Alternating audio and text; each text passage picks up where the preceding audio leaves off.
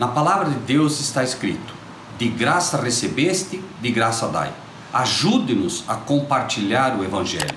Dê o seu like, inscreva-se no nosso canal e ative o sininho. Obrigado. Mas há um Deus nos céus que revela os segredos. Ele revelou o que vai acontecer no fim dos dias.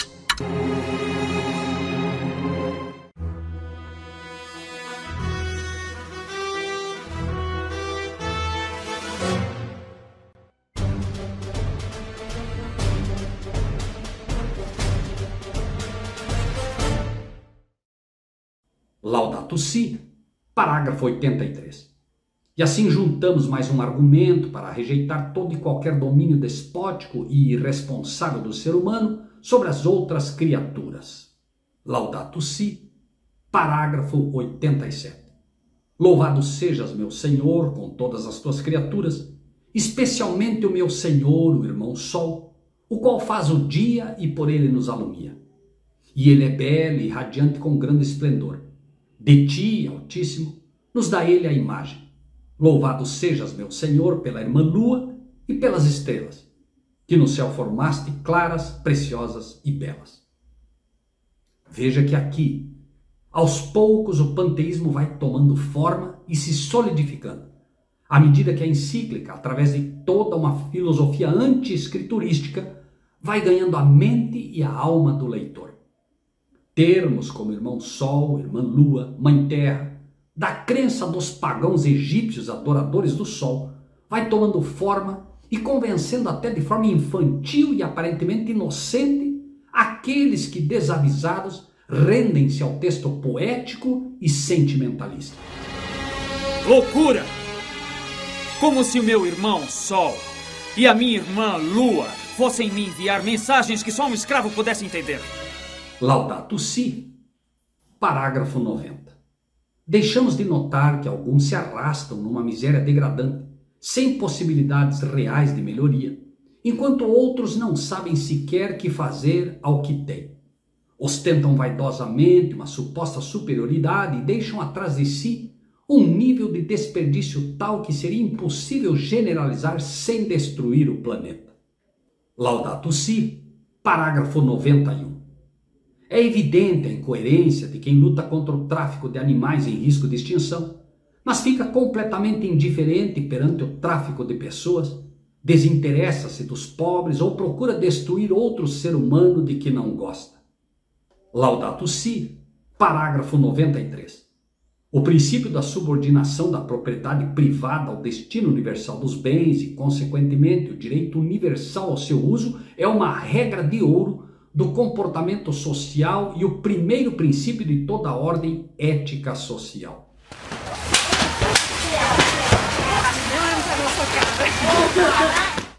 Preste atenção nisso. O princípio da subordinação da propriedade privada, segundo a encíclica, ao destino universal dos bens é uma regra de ouro.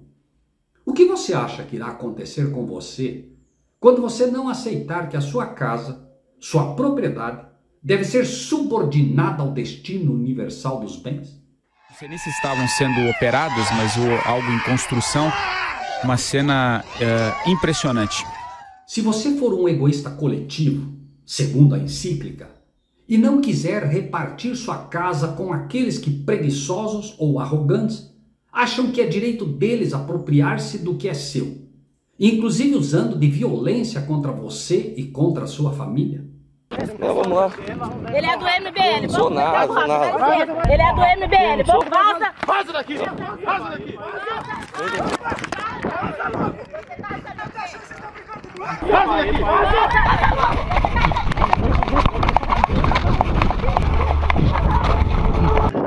Laudato Si, parágrafo 99. Uma pessoa da Santíssima Trindade inseriu-se no universo criado, partilhando a própria sorte com ele até a cruz. Aqui aparece o segundo pilar, ou fundamento religioso, sobre o qual esta nova ordem é erigida. A crença em um Deus trino, contrária à crença bíblica dos patriarcas, dos profetas e dos discípulos de Cristo, e consequentemente contrária à Bíblia e às Escrituras, que ensina a existência do Deus único e de seu Filho Jesus Cristo. Este pilar será ainda melhor explorado pelo Papa mais adiante. Laudato Si, parágrafo 104. Nunca a humanidade teve tanto poder sobre si mesma, e nada garante que o utilizará bem, sobretudo se considera a maneira como o está a fazer. Basta lembrar as bombas atômicas lançadas em pleno século XX, bem como a grande exibição de tecnologia ostentada pelo nazismo, o comunismo e outros regimes totalitários, e que serviu para o extermínio de milhões de pessoas, sem esquecer que hoje a guerra dispõe de instrumentos cada vez mais mortíferos. Que dizer então daqueles que, enquanto apregoam a paz, por trás fomentam a guerra? Não parece extremamente incoerente que aqueles que no discurso falam de paz, mas que há pouco abençoaram estas mesmas máquinas mortíferas e o sistema que os impetrou? Seria demais dizer que esse é o velho farisaísmo novamente se levantando? Laudato Si, página 105. Talvez disponha de mecanismos superficiais, mas podemos afirmar que o ser humano carece de uma ética sólida, uma cultura e uma espiritualidade que lhe ponham realmente um limite e o contenham dentro de um lúcido domínio de si. E quem seria este que colocaria limite no ser humano dentro de um lúcido domínio de si? Seria lúcido dizer que seriam os que no passado torturaram e queimaram aqueles que escolheram adorar a Deus segundo os ditames de sua própria consciência? Não se levantariam novamente os fogos da Inquisição contra aqueles que não aceitassem a espiritualidade religiosa imposta por uma instituição que entende que o uso da força e da coerção são necessárias contra aqueles que pensam de forma diferente? Não seria ainda maior o pecado de se retirar o livre-arbítrio que Deus deu ao ser humano para adorá-lo ou não, do que a simples negativa de pensar diferente? Laudato Si, parágrafo 130. O catecismo ensina que as experimentações sobre os animais só são legítimas desde que não ultrapassem os limites do razoável e contribuam para curar ou poupar vidas humanas. Não existem experimentações que sejam razoáveis para poupar vidas humanas.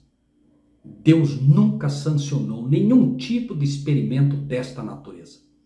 O homem nunca saberá o seu limite, a menos que isso seja proibido em todas as instâncias. Deus deu as folhas, as frutas e a medicina para tratar do ser humano. Os produtos químicos, drogas farmacêuticas e experimentos em animais nunca fizeram e nem fazem parte dos remédios que Deus estipulou para o ser humano. O desconhecimento ou ignorância do ser humano neste sentido é que tem trazido tantos males à espécie humana. As flores das árvores, diz a palavra de Deus, são para a cura das nações. Laudato Si, parágrafo 133. É difícil emitir um juízo geral sobre o desenvolvimento de organismos modificados geneticamente, OMG, vegetais ou animais, para fins medicinais ou agropecuários, porque podem ser muito diferentes entre si e requer distintas considerações. Embora possa parecer difícil emitir juízo sobre organismos animais modificados geneticamente, essa dificuldade apenas se apresenta porque o homem teima em deixar de atender a Deus na simplicidade em que ele nos ensina em sua palavra. Deus deixa claro que na destruição, através do dilúvio, somente foram permitidos a entrada de animais que não sofreram mutação genética alguma. Não há mutação ou evolução natural legítima que vá transformar uma espécie. O que existe é um enfraquecimento das espécies por conta de uma série de fatores, mas nenhuma delas de forma natural atinge o DNA dessas espécies, de maneira a eliminar o dedo da criação de Deus. É o homem que se intromete naquilo que não sabe, e ao alterar o DNA de animais, apenas acelera irreversivelmente o desequilíbrio do nosso meio ambiente. Diz o texto de Gênesis: das aves conforme a sua espécie, e dos animais conforme a sua espécie, de todo réptil da terra conforme a sua espécie, 2 de cada espécie virão a ti, para os conservar em vida. Gênesis 6:20. Que uma entidade religiosa que se diz autorizada por Deus para interpretar as Escrituras não entenda princípios bíblicos simples como estes é assustador, para não dizer absurdo. Será este tipo de cegueira que irá comandar os passos de uma humanidade já perdida em seus princípios e que não sabe mais distinguir entre o certo e o errado? Estará o ser humano realmente querendo dar este passo? Infelizmente, sabemos que sim, pois a palavra de Deus se antecipa, mostrando que infelizmente isto vai acontecer. Vejamos o que uma senhora escreveu falando a respeito deste assunto. Está registrado no livro Spiritual Gifts, volume 3, página 64. Todas as espécies de animais que Deus criara foram preservadas na arca. As espécies confusas que Deus não criou, que eram resultado de amalgamação, foram destruídas pelo dilúvio. Laudato Si, parágrafo 142. Vários países são governados por um sistema institucional precário, à custa do sofrimento do povo e para benefício daqueles que lucram com este estado de coisas. Laudato Si, parágrafo 145. O desaparecimento de uma cultura pode ser tanto ou mais grave do que o desaparecimento de uma espécie animal ou vegetal. 146. Neste sentido, é indispensável prestar atenção especial às comunidades aborígenes com as suas tradições culturais. E o que diríamos então de não uma, mas de 3 nações inteiras que foram varridas da face da terra por não se curvarem ao poder papal? A verdadeira história mostra o que aconteceu aos Érulos, aos Visigodos e aos Ostrogodos, que não se curvaram a este poder. Igualmente, o que diríamos dos povos indígenas, que na época dos jesuítas tiveram sua cultura completamente esmagada a fim de receber a religiosidade romana ou papal?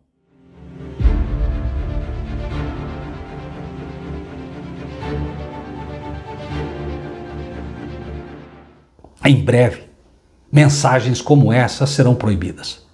Assim, se você não é inscrito no nosso canal, inscreva-se. Ajude-nos, inscreva seus amigos, convide-os para fazer parte deste canal. E que Deus seja contigo.